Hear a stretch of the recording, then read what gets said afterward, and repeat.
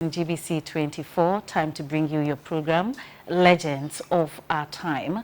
On Legends of Our Time, we celebrate great personalities who are making society better for you and I. My name is Gifty Eji. Dear viewers, our guest for today is His Excellency, the former President of this Republic, Mr. John Ejikun Kufour. Before the NPP was birthed, what was the political environment in the country then? You remember Professor Dubois' lecture, the Ghanaian Sphinx, the culture of silence. You remember? Yeah. The country was like under a spell. Things were tough, very difficult, but somehow it seemed like everybody was afraid to talk. It wasn't good. But then, around 89, there was a dramatic change in the world. Till then, the Cold War prevailed, and the world seemed divided between the East and the West. With the Berlin Wall that divided East and West of Berlin, Germany, firmly in place to show that there wasn't any relaxation or reconciliation. But somehow by 89, with America's leadership changing to Mr. Reagan, and then the Russians, the Soviet Union being led by Mr. Gorbachev, there was a break in this very tense, irreconcilable relationship. The Berlin Wall fell, and with that, the Soviet system also collapsed. And then there was an atmosphere of liberalization all over the world. And then in Ghana, the then military dictatorship began talking of return to constitutional rule. And the late Justice Annan, I believe, led the team from government side to seek the opinion of the country. And the report was that the country wanted to return to civilian governance under constitution. So the atmosphere changed. People started expressing themselves, and then the party formation, because Annan's report had recommended multi-party system. So those of us from the what we would describe as Dankwa Buzia tradition, we began meeting. Kumasi really started the serious movement, the Dankwa Buzia Club. It was formed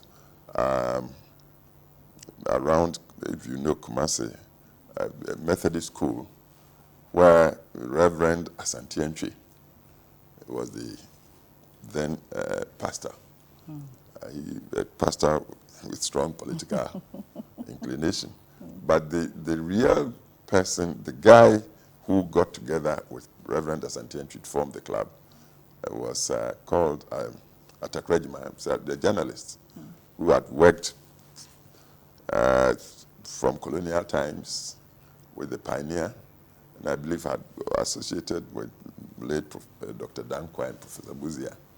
So they formed this group, and they started talking liberal, democratic, constitutional governance. And so they got together like-minded people to attend the meetings of this club. I was then in Accra, and initially I wasn't attending the club meeting. So messages were sent to me to go. And I attended once, looked at the people who attended, and sensed some seriousness, real seriousness amongst them. And got the feeling with some push and direction, the club, when the time came, could easily convert to the sort of party that would harbor the value systems of the Dankwa Buzia tradition. So I started attending regularly, and they met Saturdays in the morning.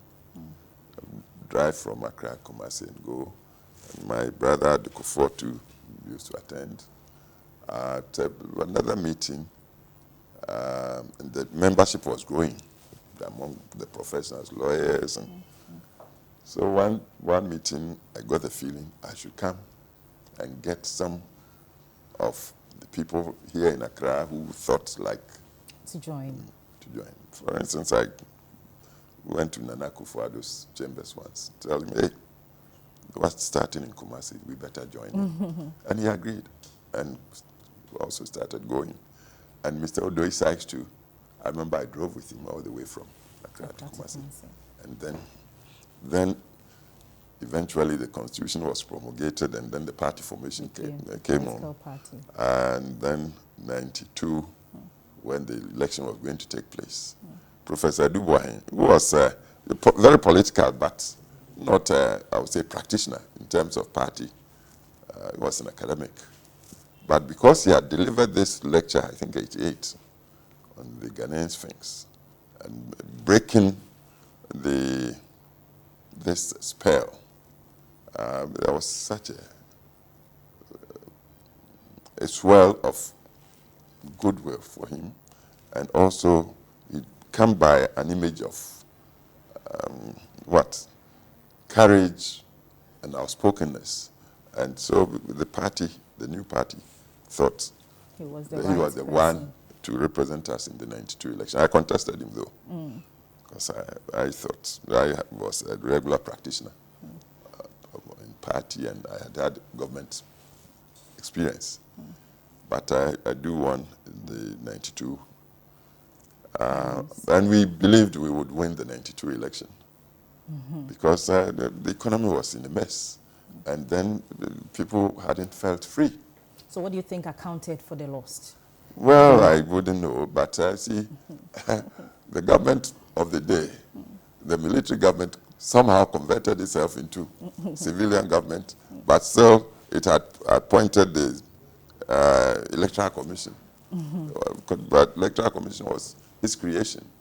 And people really feared the leadership of that government, which had turned itself like some leopard trying to clad itself with the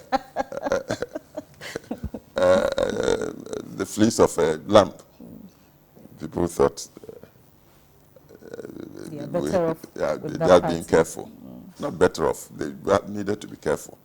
But we felt the verdict had been stolen.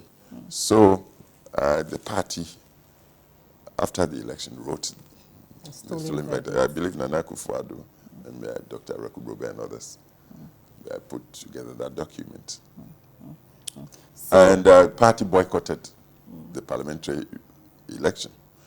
That time, the presidential election and parliamentary election didn't take place same time. We did the presidential later. But after the stolen verdict and the presidency, the party decided not to even take part in the parliamentary one. That's how NDC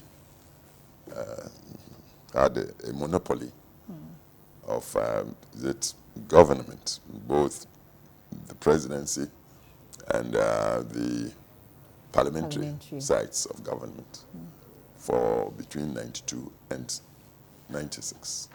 So 96, you became the presidential 96, candidate. the party decided to give me a chance. The opportunity to lead the party or represent it as your candidate. And you lost to Mr. I lost. And how did it feel when you lost? Well, it's not easy to lose. It's not pleasant. But I had done well because on my own merit and resources, I traveled the length and breadth of this country. As I sit here, and I'm not boasting. There's hardly a town or a village I don't know in our country. I moved day and night, and it was like that at my own expense. Trying to take on the government with the full incumbency advantages. But I did, and moved day, night, everywhere. And so 96 election. But the interesting thing is it took about 5 days before the Electoral Commission would release the results. At a point, I believe it came on the air, that the Electoral Commission, I believe the chair, came on the air saying it needed protection. So we wondered, protection from whom? because we didn't even have a penknife to threaten him. So we felt perhaps there was some pressure from the incumbency of government to make sure the results were declared in a certain way. And so some people even started saying we should continue with the boycott. I said no, because it was the then head of state who had promulgated this Fourth Republican Constitution. He had signed it and said there were 2 terms for the president. He was finishing the first term, meaning he was left with another term, which would end 2000. So I said, no, he's won. Let him take it, but let's wait and see what would happen. 2000. So 2000, you won the Through elections. 2000, yes, my party gave me after a chance rerun. After a rerun, but because of the messy economy and the not so relaxed atmosphere in the country, all the smaller parties teamed up with me, teamed up with our side, and we beat NDC, led by Professor Mills. That's how I became president. Under your regime, you've been credited with, introducing some of the most poor policies, or poor policies, like the NHIS, free maternal delivery, F-Cube, and others. What were some of the thinking that went behind these policies? I told you, my party, as people see us as liberal, conservative, and therefore capitalistic. What they don't add is that we are very humanistic. The Dankwa always talked of the dignity of the individual. Buzia the same. Buzia was like almost a preacher, Methodist preacher, always talking of we should be each our other's keeper, extend a helping hand to. Very Christian. And I believe it's this value system that conditioned us. And so before we came to power, the manifesto we came with talked of ushering in the golden age of business, because without business, you are not talking investments. Without investments, you don't create wealth. You don't also create jobs. So that was one. The other thing was we talked of coming to establish property-owning democracy within the legal systems framework, good governance, so each and every citizen would be a beneficiary of the good governance. So these were 2-pronged things. And when we came, quickly we saw that the exchequer was empty. There was nothing left. The economy was weighed down heavily with debts, and we couldn't even pay the interests. This is why we took the HIPIC initiative. It's so as to get the creditors to lay off, and write off some of the debts. And they did. That gave us the leeway, the elbow room to begin to do the things to benefit the people who had suffered for so long.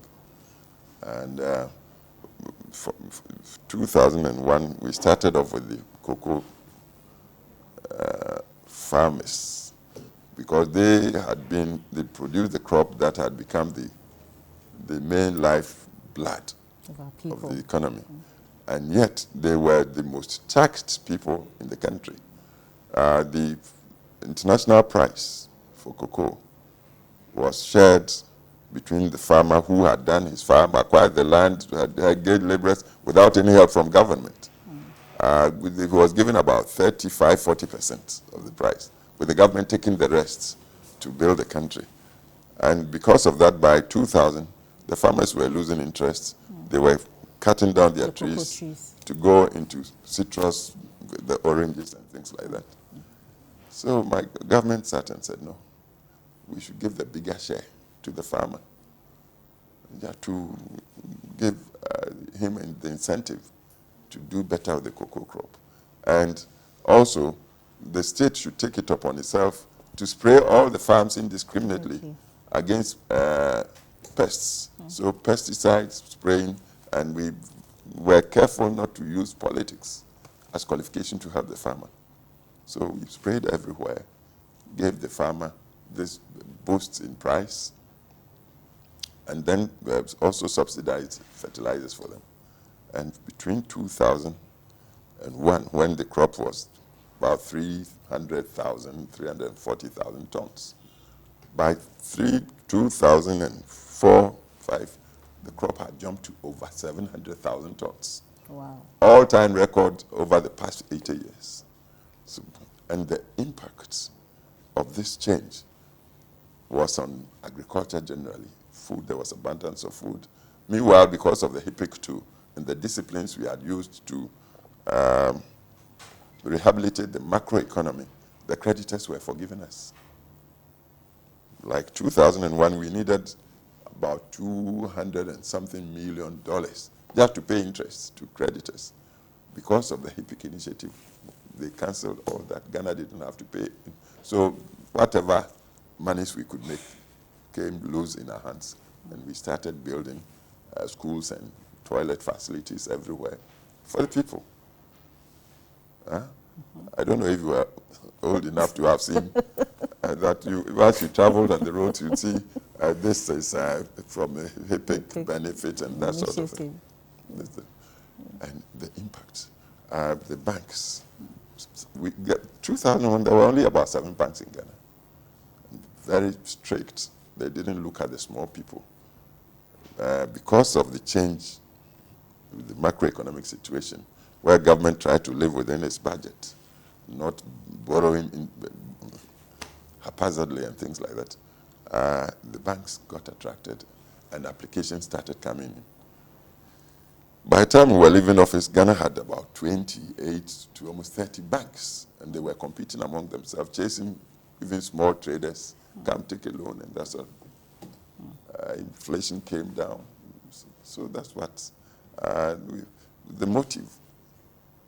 Yes, we believe in private individual initiative, but at the same time, we also believed in fixing the safety net so all the citizens would be relieved and their dignity would be intact, because we believe in the dignity of mankind.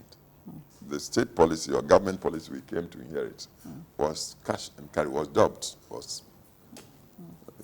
the people called it cash and carry, because when you went to a hospital and you didn't have money, you wouldn't be looked after. You die. You die. So we said we couldn't accept that. We should find a way to make healthcare affordable to the ordinary people. And so we started looking around, not just inside, globally, to see where the insurance system worked. And our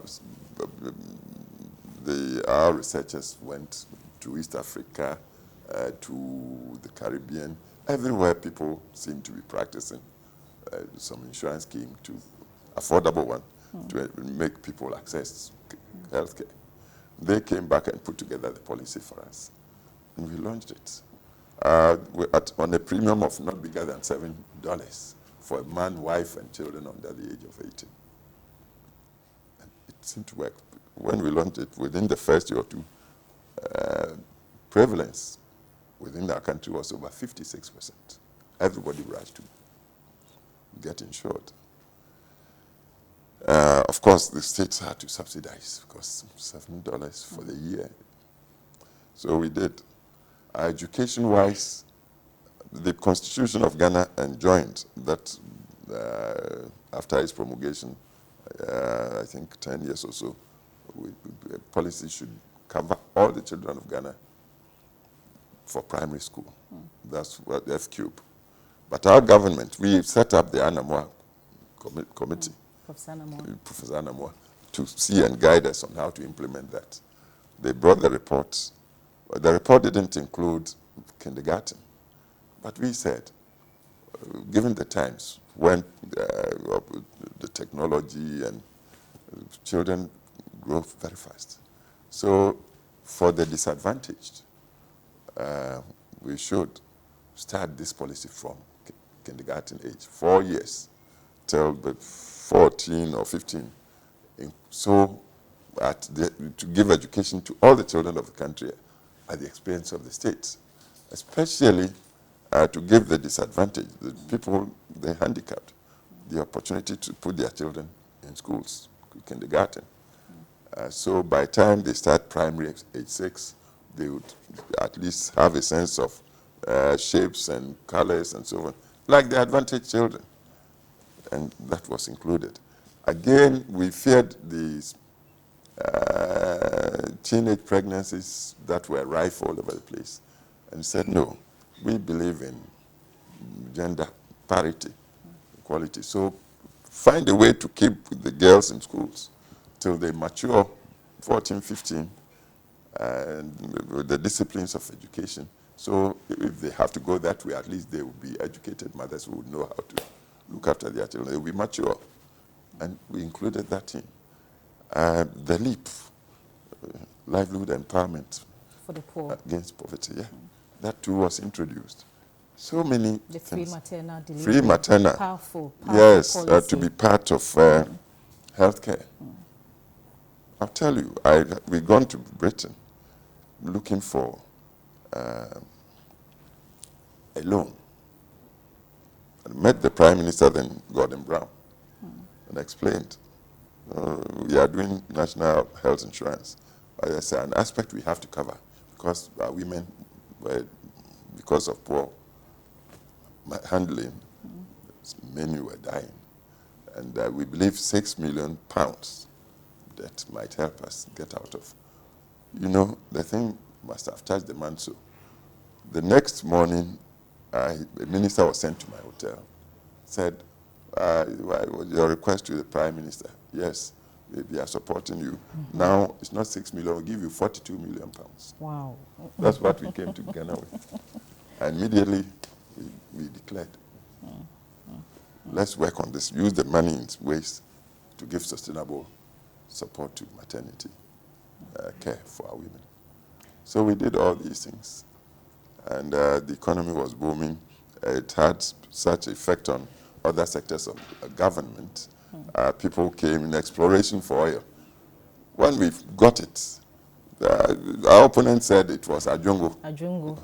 Now, when the thing became real, they were the first to have benefited. And now people forget.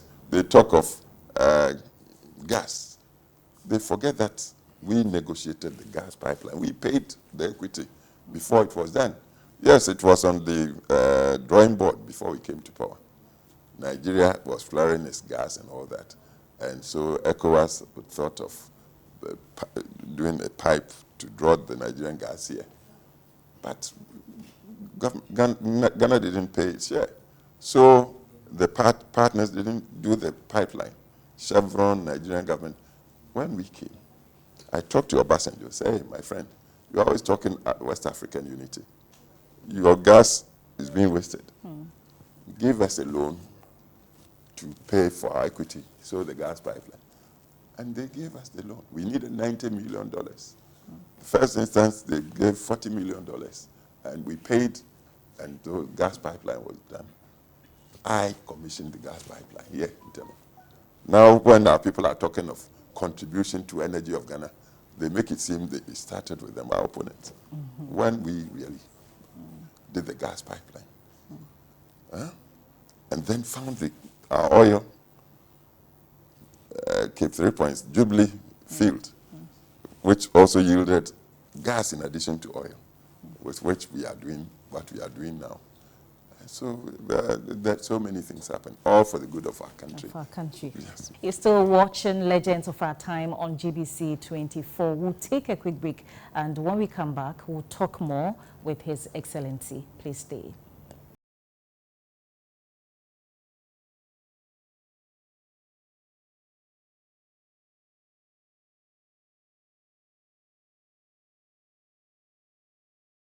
still watching Legends of Our Time on GBC 24. So in 2008, you came home on pension as former president. Well, not on pension. Well, if you are talking pension of the salary, president retires on his salary. Well, but I retired as president on a salary of 4,600 Ghana cedis.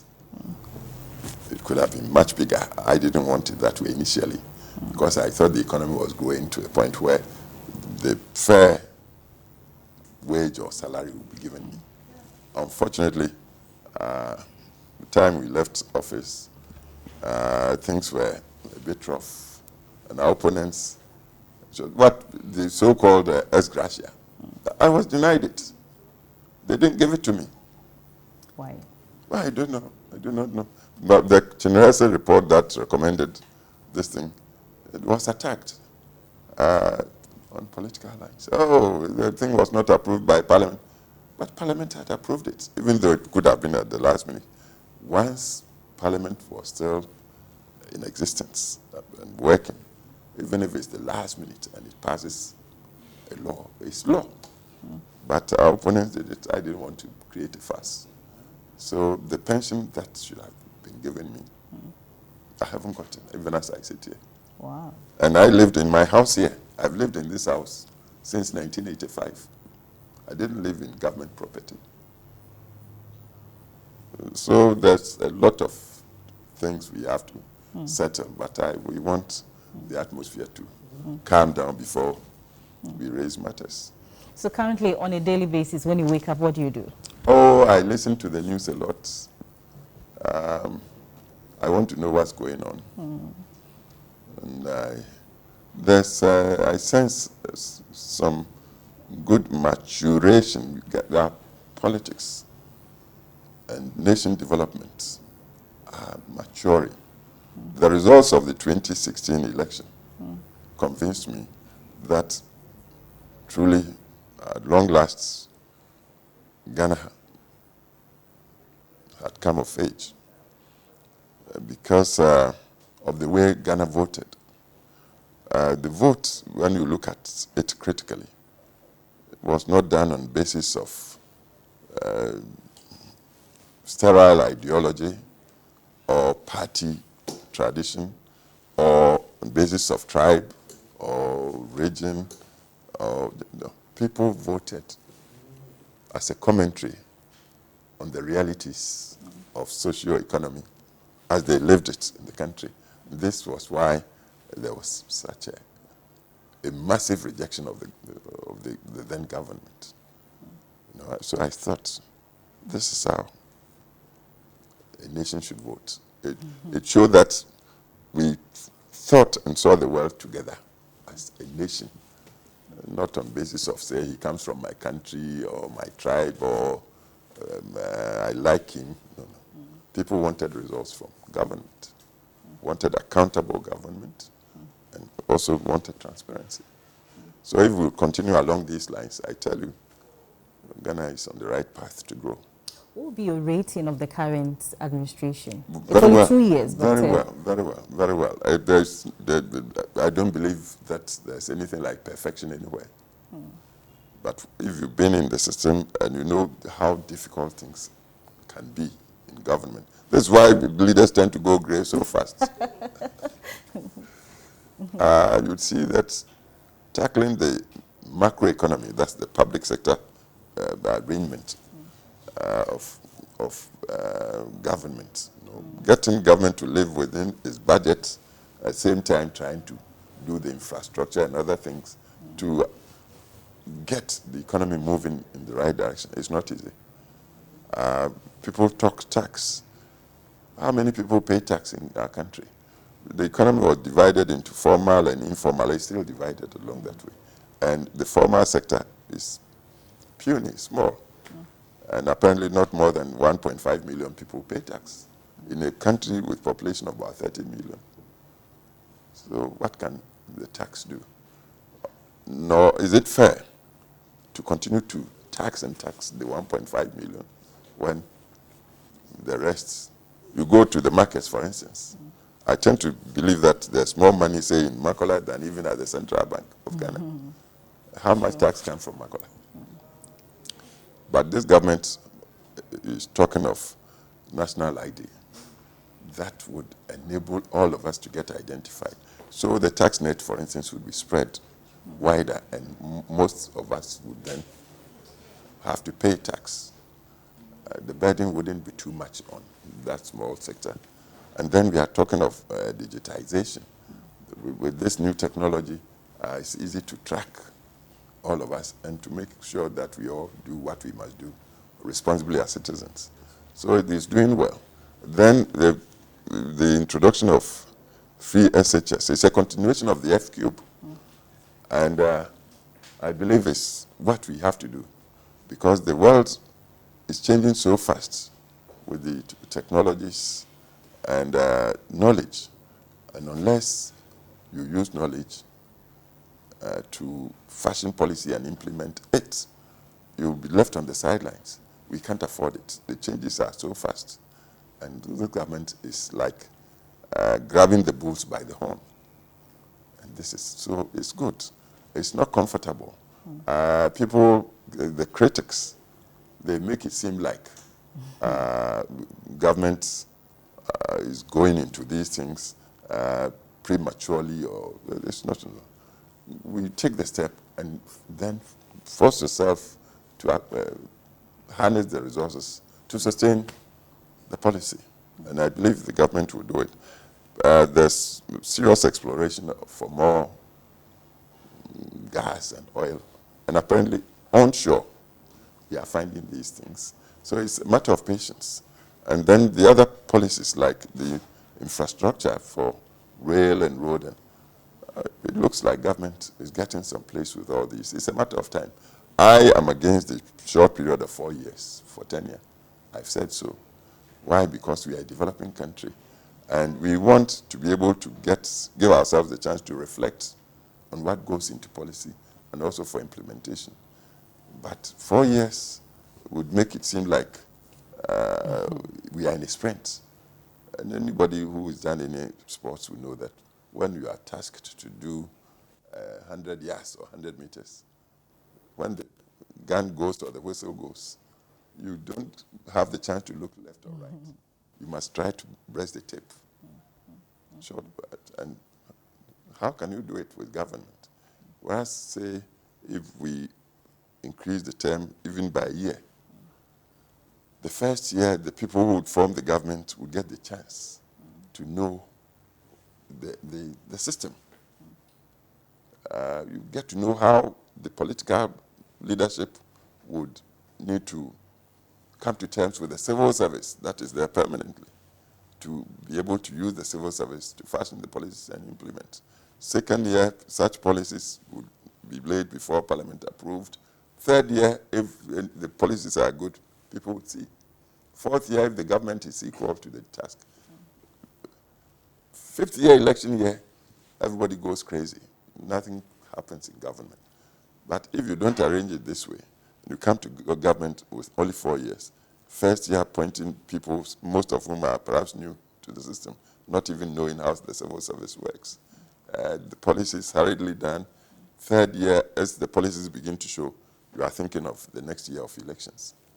How do you get anything done properly? So everything considered, I believe the government is doing the right thing. It must be given the chance to continue for Ghana. Let me ask you this general question. Yes. You know, corruption has always been a problem since your government, and even before. before, it's true. From where you sit now, what do you think we can do to minimize it? Grow the economy.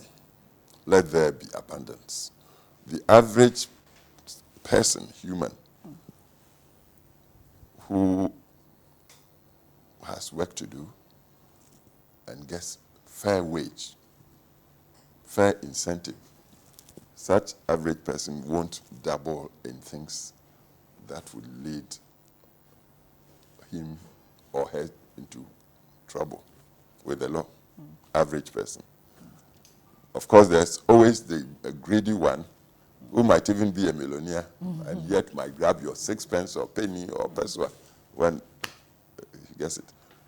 That person to me is the corrupt one, the greedy one, who in spite of resources, abundant resources, will still go after the small interests other people have, and especially of state. That's the corrupt one. But where there's no employment for people, the salaries and wages are nothing to talk about. And where these days everybody is seeing quality, everybody wants to send their children to good schools, they want to have their homes, the pride, the dignity of man. They want to get such dignity for themselves. And they get to any positions, they begin to cut corners. The temptations get so intense on them. Or where there's unemployment and they're around the corner, you see somebody's ripe banana, goes to cut, or we grab somebody's chicken, they grab such a person, put before God, they say corruption. Grow the economy. Make wealth creation priority. Allow investments to come in, which would create the jobs. Everybody would get something to do. Idle hands would be reduced. A lot of times, the idle hands that cause trouble, except the marginally corrupt. They are no different from the Europeans, and who, after all, the word corruption comes from there. But you would think it never happened there. It used to be there heavily, and even now. But because the economies are functioning, because there's employment for the most of them, and because people are fairly paid, the normal person, average person, lives within his means. So you think there's no corruption there. But come here. Where's the employment? And even those who say they're employed, if you are taking home 1,000 cedis and you want your child to have the best education, you want to pay rents of the 1,000, you must use 400 cedis a month to get a decent place with pipe-borne water, electricity, and so on. How do you manage? So people say Ghanaians work magic. There's not magic. Corruption is lodged in there because we need to cut corners, cheat here and there. If we don't want it, let's think and grow the economy to empower the people. And you see that the corruption would reduce in the system. Let's look at your foundation, the Kufour Foundation. Yeah. How is it doing? It's doing very well. It's engaged in many things. We formed it to begin with to let the community at large appreciate the cardinal role of leadership. You get right leader in any situation, things begin to happen positively. Without the right leader, you may have abundance of things, and yet you would see that things don't square up. So the foundation is called Leadership, Governance, and Development. I say get yourself good leadership to get yourself good governance. Good governance is inclusive. It's the responsible citizenship with transparent and accountable leadership. Checks and balances would yield you the good governance. Everybody's in there. You allow people to think, but people to express themselves, to exercise their choice. When you've gotten this, then you can talk of development. So you need good leadership, good governance for development. This is the overall thing. But along the way, we've also identified mentoring. Now there are so many universities for our youth. And what the foundation is trying to do is to target the second-year tertiary institutions. We are doing many things, but there. No, we want... Why that target group of students? Because we want to hold the students for 3 years. Okay. The foundation to mentor the students. Suppose they are staying on campus for 4 years and they become Kufour scholars. Second year, they are picked on merits. I think I tried to explain to you earlier. There's a panel of people I would describe as achievers and professionals. I'm not one of them. But they advertise for students to apply. This year, for instance, they advertised for only 26 students, and yet 1,200 applied from all the universities of Ghana. The 26 picked on merit. And what do you look out for? Well, For somebody to qualify for the scholarship? grasp of education, sound education. The tendency to want to help transform our community. And then preparedness to submit to advice and use advice, the thinking. And so this year, 26 picked, 15 turned out to be girls on merits into various fields, neuroscience, agriculture, engineering, everything. And we pick them. First thing to do is to let them see and know the country as it truly is. Because most of these children are city-bound people. They see electricity, roads, potable water, and that's it. That demand, that sort of thing, no. And then campus life also, like golden. And even these things do not satisfy them. So we grab them, and first thing we send them to the middle belt of the country, around Atebubu, Kwame, down so, and towards Kintampo, to see for reality. When you talk Ghana, most of Ghana, it's like that. Poor roads, lack of potable water, poor social services,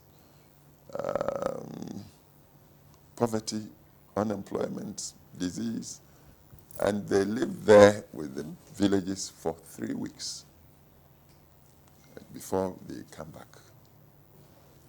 When they come back, and because they are coming from all the societies and tribes of Ghana, they are made to live together. They come back to their respective universities or campuses. They come humbled. Some come back having lost weight because they don't get the food they would normally get. And then, so far, I think over the past 3 years or so, we've had the opportunity to send some out. Some have been into Tokyo, two to Beijing. There are invitations to go to Europe. I think the Clinton Foundation has invited 3 of them. We want them to see the world in which our nation is positioned. In fact, the foundation aspires to go outside Ghana into other parts of Africa. But so far, this is what we're trying to do. And this international exposure is also to let them appreciate geopolitics, to let them see that Ghana is not an island. And especially Africa now, we've got the natural resources. Everybody wants to come to Africa. The Chinese are swarming all over the place. Indians are coming. The Europeans who seem to live, they are coming back. Because Africa is a lodestone of wealth. We've got more natural resources than perhaps all the other people. They want to come back and continue the exploitation. And then we would sit on the wealth and yet remain poor. Unless we know how the world works. And also the fact that the whole world now is one market. They say competitive. These people do not come because they love us. We must learn to change our conditions, to improve the lot of our people, even as we stand shoulder to shoulder with these people who come to as suitors. This is the preparation over the next 3 years, so that even as the students finish their courses, whether it's engineering, law, whatever, they've got it locked firmly into their psychology that there's work to do to enable our people to take their rightful place within the Committee of Nations, so that even as we develop through partnerships, it would be win-win. We won't sit here for others to come and take the wealth, only to leave us with the scraps. So this is what the foundation is about. So aside the foundation, what else have you been doing to help I've been doing humanity? a lot. Since I stepped down, I was invited as one of 10 people to look at the way the multilaterals, IMF, World Bank, have been working and to recommend how to improve so that, because when those organizations were formed, most of us were colonists. We weren't counted among the nations. Now we are full participants, but then the laws haven't changed in the organization. So we should look at those things so that they cover us fairly. I've been also, when you talk climate change, for instance, the Secretary General Ban Ki-moon invited 3 people initially from around the world, and I was invited of the 3, one of the 3, including Bloomberg, who used to be mayor of New York, and Stoltenberg, who was Prime Minister of Norway, but now he's the Director General of NATO, to be ambassadors to get the nations to go to Paris 2001 to do the COP21 on how the world should tackle the climate change, which is menacing the planet. I was there. Have been also chairman of Sanitation and Water for All, a UN sort of spawned organization. I was chairman for 5 years of a body called Interpeace, based in Switzerland, to help negotiate peace and restoration to normalcy among countries coming out of conflicts. So many things. So many. Currently, I'm a co-chair of a global panel formed by the FAO, Food and Agriculture Organization, the British government, Bill and Melinda Gates Foundation, and others. And they've made me co-chair. The whole idea is to impress upon the world that man, when I say man, including woman, of course, is what he eats. If we are not nourished, we were from embryo. If our mothers do not feed themselves with right nutrition and nutrients, the development of the brain and physique is retarded, and people become stunted. And once you are stunted, you are rendered like unproductive, and this might stay with you for the rest of your life. But it's estimated that of all the world-stunted people, even as we speak, about 33% are on the continent of Africa. So when you are talking competitiveness, and Africa is suffering from this, how does Africa compete? So this body, which is still ongoing, I'm the co-chair of some British scientists, is the co-chair with me. And now African Union has adopted this policy and a forum called the African Leaders for Nutrition to try to spread the urgency to feed our women folk well, so that from pregnancy into childbirth and then on to fight against stunting, which is part of malnutrition and undernourishment, so that we are productive mentally and physically. So I'm the co-chair of it now. I was also a member of a body called Global Citizenship Commission, which was tasked to review the Universal Declaration of Human Rights, which was passed as part of the United Nations system as far back as 48. And I worked on it with other people. But now, I believe time determines how far we can go. Where I am now, I'm beginning to cut back and sit back and begin to look. Where I can make a comment, I would. But otherwise, I think I take it easy and pray that things will continue and get better for all of us. You're still watching Legends of Our Time on GBC 24. We'll take a quick break, and when we come back, we'll talk more with His Excellency. Please stay.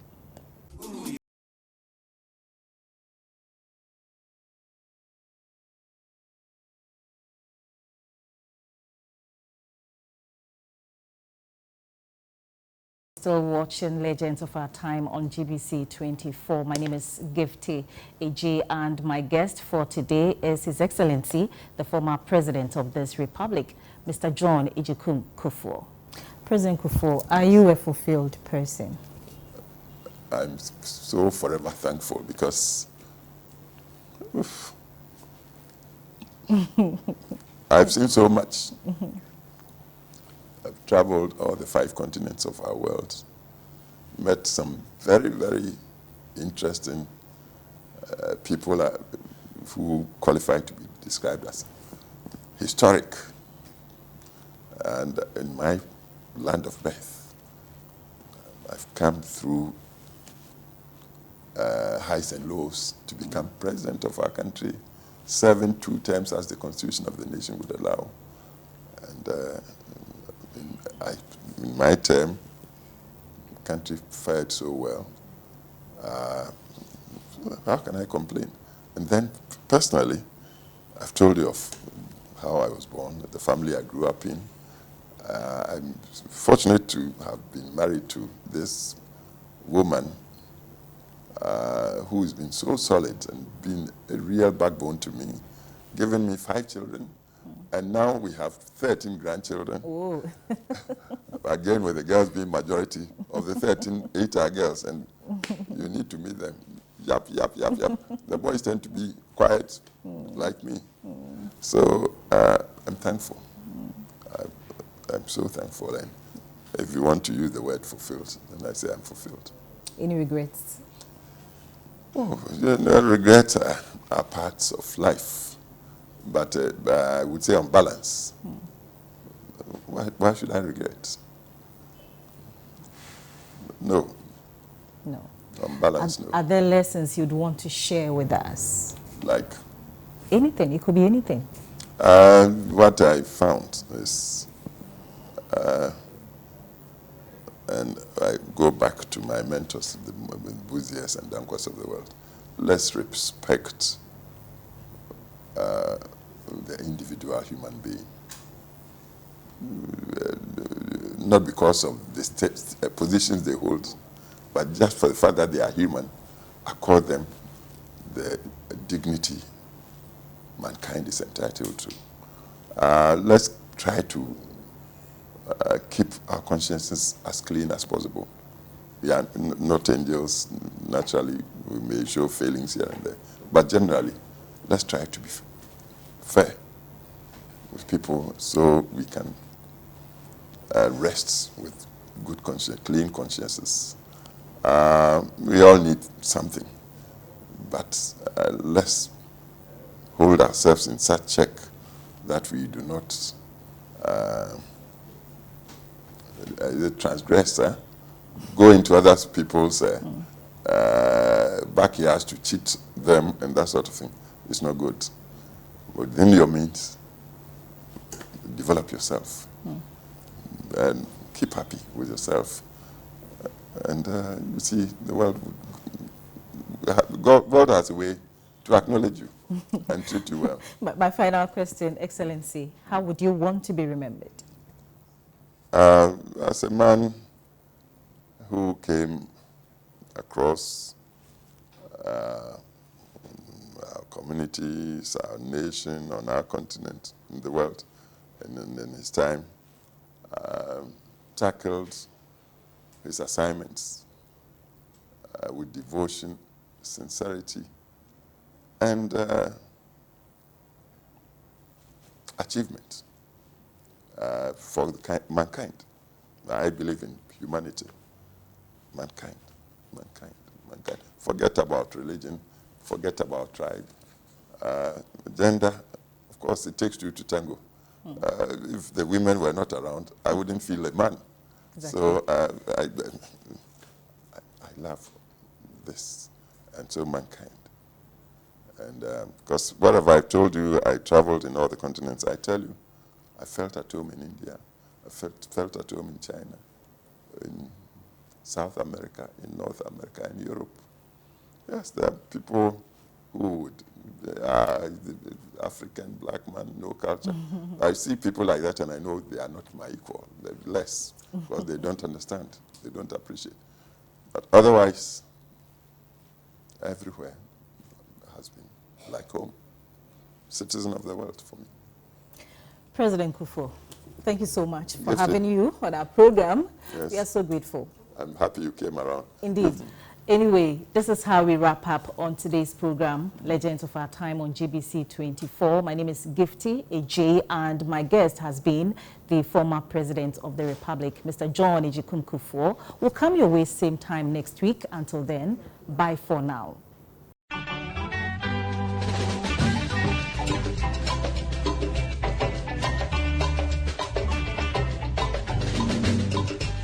Baby,